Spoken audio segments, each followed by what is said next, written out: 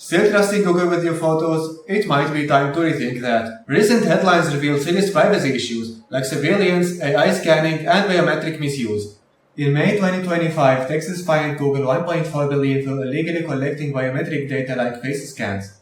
In 2022, Google also paid $100 million for using the face grouping feature without asking users properly. And recently, Google quietly pushed an Android system called Safety Core, which can scan your photos on device and often installed without user permission.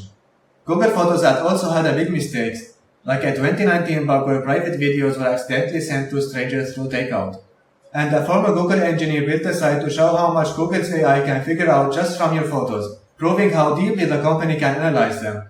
For me, I left Google Photo 3 years ago. I tried Photo Prism first, but syncing required multiple Android apps and the UI felt clunky. Then I switched to Immich about a year ago and I haven't looked back. But what makes Immich such a standout?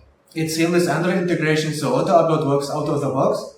It's feature-rich so you have face recognition, smart albums, and a powerful search. Alright, so now that you know why handing out your photos to Google might not be the best idea, let's actually take control back of them. In my last video, I showed you how to install Portainer on Ubuntu.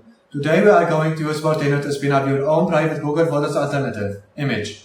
So without taking much of your time, let's head to the terminal. So log in with your admin credentials. For me it's admin I hate Microsoft, and click on Live Connect.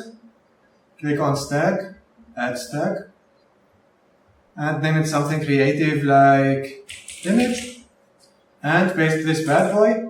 As you can see, we have multiple services, so we have Immich server itself, and we have Immich machine learning, and Redis right here, and the database of Immich. Now we have to add some environment variables, so click on advanced mode, and paste this bad boy. Here we can define our upload location, so I'm going to save it in opt_image. And the database location is also on opt_image.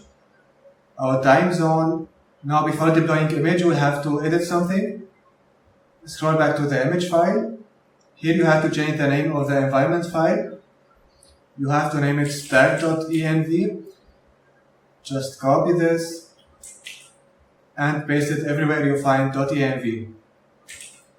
So it's here. Now you are ready to deploy Immich. So click on deploy this stack. And Immich is installed. So now if I go to containers, as you can see we have 4 containers for Immich. This is the main one. So if I click on port 2283, it will open a new tab and I can click on get started. Here I can create my admin user.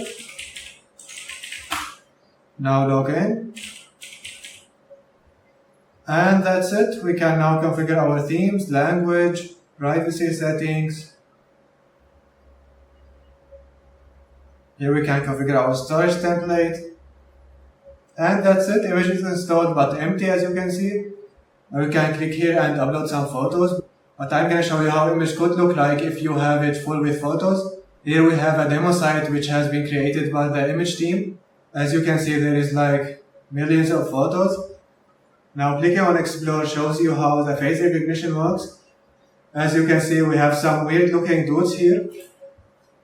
If I click on one of them, here you can find all his photos. And to name a person, you just have to click on him. And let's call him, I don't know, he looks like a Carl for me. Click on Done.